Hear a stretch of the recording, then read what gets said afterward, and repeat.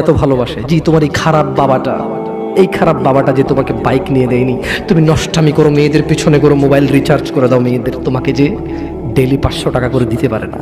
এই লোকটা যদি 60 বছর বয়স পায়, তার জীবনের 20টা বছর সে এমন 20টা বছর, যে 20টা বছরে সে হাড় ভাঙা পরিশ্রম করতে পারত, করছেও, তোমার মায়ের দেখা সে পায়। এমন মূল্যবান যৌবন 20টা বছর দিয়েছে, 50 বছর বয়সের দেশে আসছে।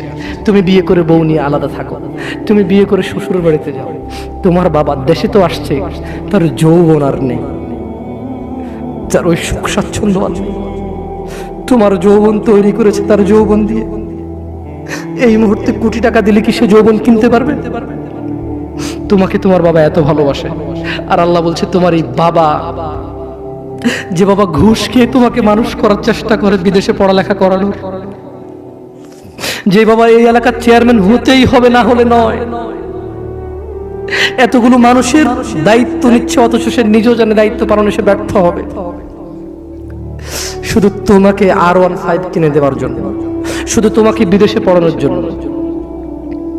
এত মূল্যবান, এত আদরের বাবা।